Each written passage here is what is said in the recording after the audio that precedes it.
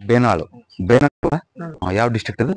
Bijapur Bijapur district. Bagalkot district ಅಲ್ಲ, Bijapur district ಇದು. ಹಾ, ಏನ್ ಮಾಡ್ತಿದ್ರಿ ನೀವು? ಅರಣ್ಯ. ಸರಿ, ಓಕೆ. ಇದೆಲ್ಲ ನಮ್ದೇ ಅಲ್ವಾ ಮನೆ? ಓಕೆ.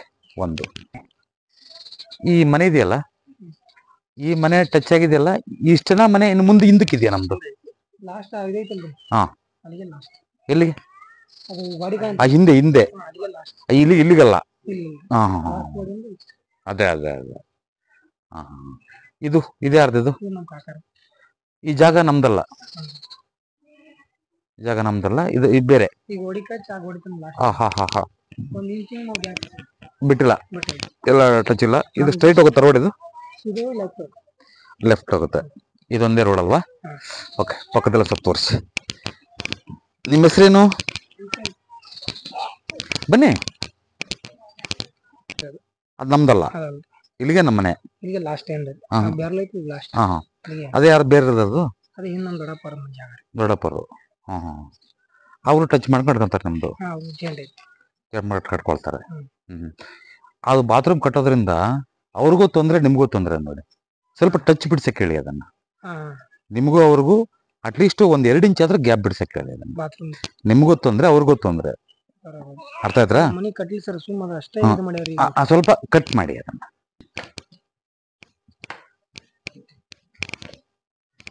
ಇದೇನಿದು? ಇದೇನ್ ಮಾಡಿದಿರಿ? ಈ ಸಾಮಾನು ಮಾಡಿದಿರಿ.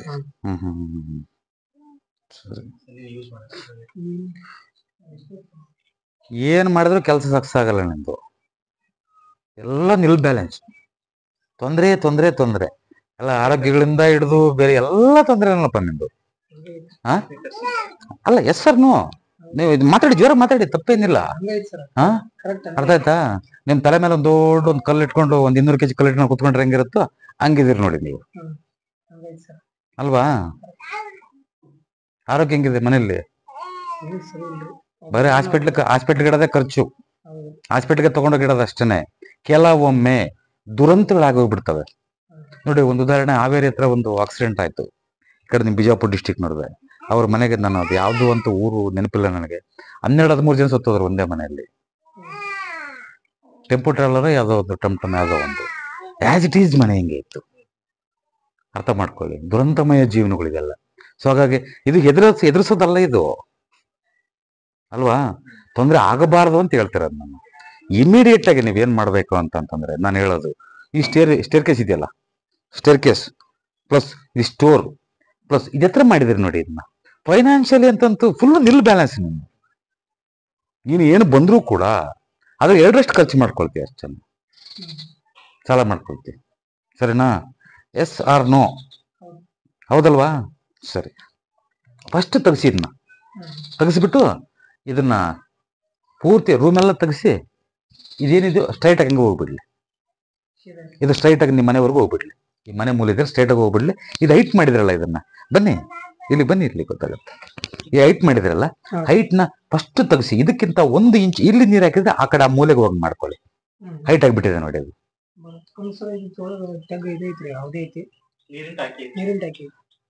ಅಲ್ಲಿರ್ಲಿ, ಇದ್ರ ಲೆವೆಲಿಗೆ ಮಾಡ್ಕೊಳ್ಳಿ ಅಷ್ಟೇ. ಆರ್ಸಿ ಅದ್ರ ಲೆವೆಲ್ಗೆ ಹಾಕೊಳ್ಳಿ. ಸರಿನಾ? ಇದಕ್ಕಿಂತ 1 ಇಂಚ್ ಡೌನ್ ಆದ್ರೂ ಪರವಾಗಿಲ್ಲ, ನಾನು ಹೇಳೋದು. ಹೈಟ್ ಮಾಡ್ಕೋಬೇಡಿ. ಸರಿನಾ? ಕೆಟ್ಟ ಟೈಪ್ ಆಗ್ಬಿಡ್ತೀರಿ ನೀವು. ಅರ್ಥ ಆಯ್ತಾ? ಕೆಲವೊಮ್ಮೆ ಕೆಲವು ವಿಚಾರಣೆ ಕೈದಿಗಳಂತೀವಲ್ಲ, ಆ ಟೈಪ್ ಆಗಿ ಹೋಗ್ಬಿಡ್ತೀವಿ ನಾವು. ಅರ್ಥ ಆಯ್ತಾ? ಮತ್ತೆ ಒಂದು ಸ್ವಲ್ಪ ಸಾಮರಸ್ಯ ಕಡಿಮೆ ಆಗುತ್ತೆ ಮನೆಗಳಲ್ಲಿ. ಎಸ್ ಆರ್ ನೋ ಹೇಳ್ಬೇಕು ನನಗೆ. ನೀವು ಸುಮ್ಮನೆ ಹೂ ಅಂತ ನನಗೆ ಗೊತ್ತಾಗೋದಿಲ್ಲ. ನೀವು ಮಾತಾಡಿ, ನನ್ನ ಹತ್ರ ಮಾತಾಡಕ್ ನೀವೇನು ಸಂಕೋಚ ಪಡಬೇಡಿ. ಮಾತಾಡ್ಬೇಕು ನೀವು, ಅಲ್ವಾ? ಒಬ್ರಿಗೊಬ್ರಿಗೆ ಸಾಮರಸ್ಯ ಕಡಿಮೆ ಆಗುತ್ತೆ. ಆಗ್ತಿದಿಲ್ವಾ? ನಾನು ಬಂದಿದ್ದೀನಿ, ಏನೋ ಹೇಳ್ತಿದ್ದೀನಿ, ಗುರುಗಳೇನೋ ಹೇಳಿದ್ರು, ಮತ್ತೆ ಹೂ ಅಂದಿದ್ರೆ ಹೆಂಗಪ್ಪ ಅಂತ. ಅದೆಲ್ಲ ಇಲ್ಲ, ಆಗೋದಿಲ್ಲ. ನನ್ನ ಗಂಡ ಹೆಂಡತಿ ಬಹಳ ಚೆನ್ನಾಗಿದ್ದೀವಿ, ಹೊರಗಡೆ ಬಹಳ ಚೆನ್ನಾಗಿದ್ದೀವಿ ಅಂತ ಎದೆ ಮುಟ್ಕೊಂಡು ಹೇಳ್ಬೇಕು ನೀನು. ಸಾಮರಸ್ಯ ಕೆಟ್ಟೋಗುತ್ತೆ. ವಿಂಡೋ ಇಟ್ಕೊಂಡ್ಬಿಡಿ. ಇದೆಲ್ಲ ತೆಗೆದ್ಬಿಟ್ಟು ಇದನ್ನ ಸ್ಟ್ರೈಟ್ ಮಾಡ್ಕೊಂಡ್ಬಿಟ್ಟು, ಮೆಟಲ್ ಮಾಡ್ಕೋಬೇಡಿ. ಇಲ್ಲಿ ಬನ್ನಿ ಹೇಳ್ತೀನಿ.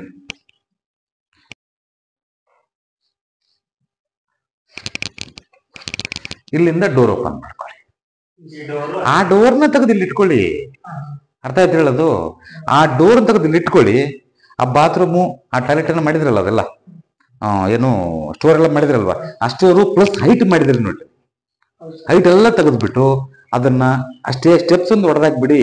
ನೀವು ಸ್ಟೆಪ್ಸ್ ಮೇಲತ್ತದಕ್ಕೆ ಬೇಕಾದ್ರೆ ಒಂದು ಸದ್ಯದ ಪರಿಸ್ಥಿತಿಯಲ್ಲಿ ಖರ್ಚು ಮಾಡ್ದಂಗೆ ಬೇಕಾದ್ರೆ ಒಂದು ಏಣಿ ಮಾಡ್ಕೊಳ್ಳಿ. ನೀವು ರೆಗ್ಯುಲರ್ ಆಗಿ ಹತ್ತಲ್ಲ, ನೀವೇನು ಅದಕ್ಕೆ ಏನು ಲಕ್ಷ ಖರ್ಚು ಮಾಡೋದನ್ನ ಬೇಕಿಲ್ಲ. ನೀವು ಅನುಕೂಲ ಆದಾಗ ಮಾಡ್ಕೊಂತ್ರಿ, ಅನುಕೂಲ ನೋಡ್ಕೊಂಡು ಮಾಡ್ಕೊಂತ್ರಿ. ಆದರೆ ನಾನು ಹೇಳೋದು, ಇಲ್ಲಿ ಅದೇ ಡೋರ್ ತೆಗೆದು ಇಟ್ಕೊಳ್ಳಿ, ಅಲ್ಲಿ ವಿಂಡೋ ಇಟ್ಕೊಳ್ಳಿ. ನಮ್ದೇನು ಅಭ್ಯಂತರ ಏನಿಲ್ಲ. ದೊಡ್ಡ ವಿಂಡೋ ಇಟ್ಕೊಳ್ಳಿ. ಗಂಡ ಹೆಂಡತಿ ಸಾಮರಸ್ಯವಾಗಿರ್ತೀರಿ, ಹೆಣ್ಣು ಮಕ್ಕಳು ಆರೋಗ್ಯವಾಗಿ ಖುಷಿಯಿಂದ ಇರ್ತಾರೆ ಮನೆಯಲ್ಲಿ. ಇಲ್ಲ ಅಂತ ಅಂದ್ರೆ ಯಾವಾಗ್ಲೂ ವಿರೋಧನೆ ಅಲ್ವಾ? ಅಂದ್ರೆ ಸುಮ್ನೆ ನಾನು ಕೆಟ್ಟವರು ಅಂತ ಹೇಳ್ತಿಲ್ಲ, ಇಲ್ಲಿ ಮನುಷ್ಯನನ್ನ ಆ ಟೈಪು ಮಾಡುತ್ತೆ ಅಂತ ಹೇಳ್ತಿರೋದು. ಸರಿನಾ? ಕಳ್ಕೊಳ್ತೀಯಪ್ಪ, ಎಲ್ಲ ಕಳ್ಕೊಳ್ತೀನಿ ನೋಡು. ಸರಿನಾ? ಯಾರು? ಓಕೆ, ಅದೇನು ಮಾಡಿದ್ರಿ? ಇರ್ಲಿ, ತೊಂದರೆ ಏನಿಲ್ಲ. ಇದು ಚೆನ್ನಾಗಿದೆ. ನಾನು ಇಮ್ಮಿಡಿಯೇಟ್ ಆಗಿ ಮಾಡ್ಕೊಳ್ಳೋದು. ನಾನು ಹೇಳಿದ್ದೀನಲ್ವಾ, ಇಲ್ಲಿ ಯಾರು ಮಲಗ್ತಾರೆ? ಇಲ್ಲಿ ನೀವೇ ಮಲಗ್ತೀರಾ? ಓಕೆ. ಇಲ್ಲಿ ವ್ಯವಹಾರ ಎಲ್ಲಿ ಮಾಡ್ತೀರಿ? ದುಡ್ಡು ಇಡ್ತೀರಾ ನೀವು? ಈ ಬೀರು ತಗೊಂಡು ಆ ಕಡೆ ಇಟ್ಕೊಳ್ಳಿ.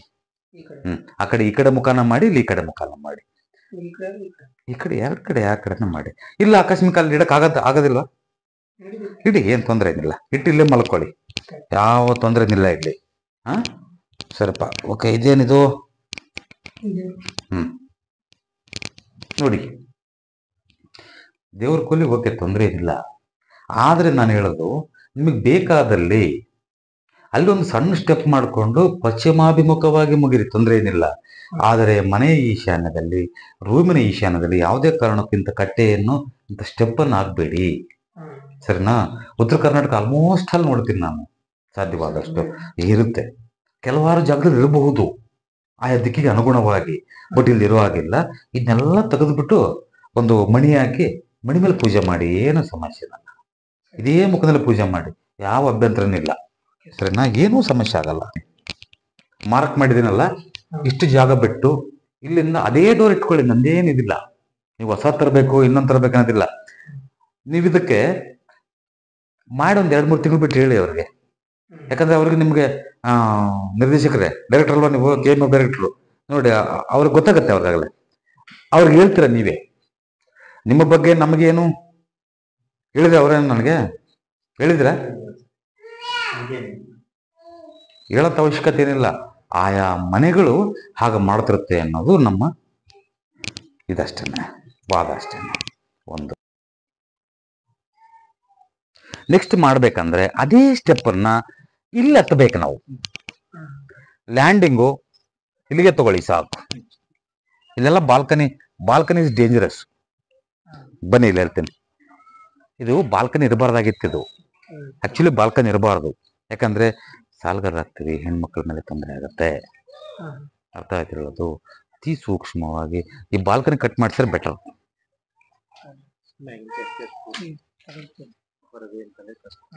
ಇಷ್ಟಕ್ಕೆ ಪ್ಯಾರಾಪೆಟ್ ವಾಲ್ ಕಟ್ಕೊಂಡು ನೋಡಿ. ಕೆಲವು ಹತ್ರ ಬಾಲ್ಕನಿ ಹೇಳ್ತೀನಿ, ಕೆಲವು ಹತ್ರ ಬಾಲ್ಕನಿ ಬೇಕಾಗಲ್ಲ.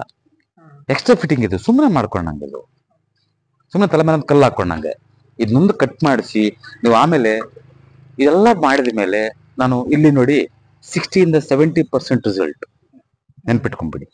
ನಾನು ಸುಮ್ಮನೆ ಏನೋ ಊಹಾಪೋಹದಲ್ಲಿ ಏನೋ ಅತಿ ದೊಡ್ಡದಾಗಿ ಇದು ಮಾಡ್ತೀನಿ ಅಂತಲ್ಲ. ಆದರೆ ಇದು 100% ರಿಸಲ್ಟ್ ಬರುವಾಗೆ ಮಾಡೋದೇ ಗುರುಗಳೇ ಅನ್ಸುತ್ತಲ್ವಾ? 60-70% ರಿಸಲ್ಟ್ ಬರುತ್ತೆ. ಇದು ತಲೆ ಮೇಲೆ ಭಾರ ಇಳಿದು ಬಿಡುತ್ತೆ ಎಷ್ಟೋ. ಹಾಗಂತ 100 kg ಇದ್ರೆ ಒಂದು 60 kg ಇಳಿತೈತೆ ಇದರಲ್ಲಿ, ಒಂದು 40 kg ಇರುತ್ತೆ ಇದರಲ್ಲಿ.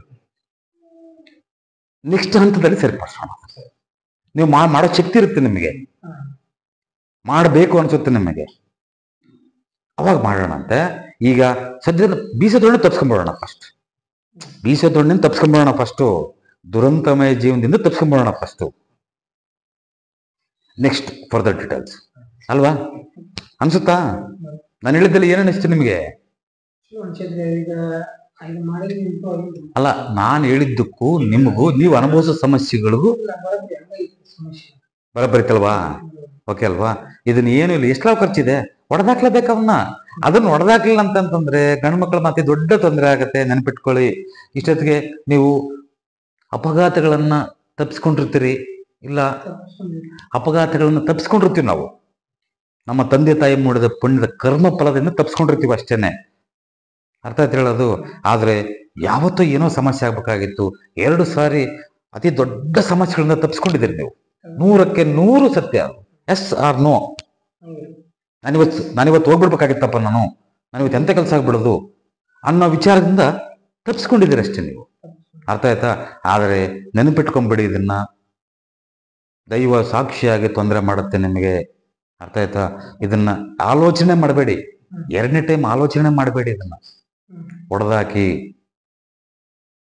ಟೈಮ್ ಇಲ್ಲ ನಿಮಗೆ. ಇನ್ನೂ ಒಂದ್ 2-3 ವರ್ಷ ಬಿಟ್ರೆ ನೀವೇ ವಾಲಂಟಿಯರ್ ಹೇಳ್ತೀರಿ. ನೆನಪಿಟ್ಕೊಂಡ್ಬಿಡಿ. ದೊಡ್ಡ ತೊಂದರೆ ಯಾಕೆ ಅನುಭವಿಸ್ತೀರಿ? ಸಣ್ಣ ಪುಟ್ಟದಲ್ಲೇ ಮುಗಿಸ್ಕೊಂಡ್ಬಿಡಿ.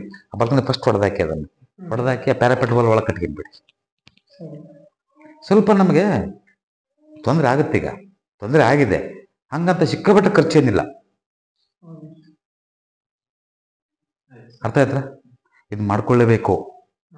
ಇದನ್ನ ಮಾಡ್ಕೊಳ್ಳ ಅಂತಂದ್ರೆ ತೊಂದರೆ ಅನುಭವಿಸೋದು ಅಂತ ಗ್ಯಾರಂಟಪ್ಪ. ನಾನು ಏನು ಹೇಳಿಲ್ಲ ಅನ್ನಬಾರ್ದು ತಿರುಗಿ ಮತ್ತೆ. ನಾನು ಯಾಕೆ ಹೇಳಿಲ್ಲ ಇವರು, ನಾನು ನೇರವಾಗಿ ಹೇಳಿದ್ರೆ ಬೇಸರ ಆಗತ್ತೆ, ಸಂಕಟ ಆಗತ್ತೆ, ನೋವಾಗತ್ತೆ ಅಂತಂದ್ರೆ ಹೇಳ್ದೋಗಿರಕ್ಕಾಗಲ್ಲ. ಯಾಕಂದ್ರೆ ನಿನಗೆ ಹೇಳ್ದಂಗಿದ್ರೆ ನನಗೆ ನಾನೇ ಮೋಸ ಮಾಡ್ಕೊಂಡಾಗೆ. ಅರ್ಥ ಆಯ್ತು?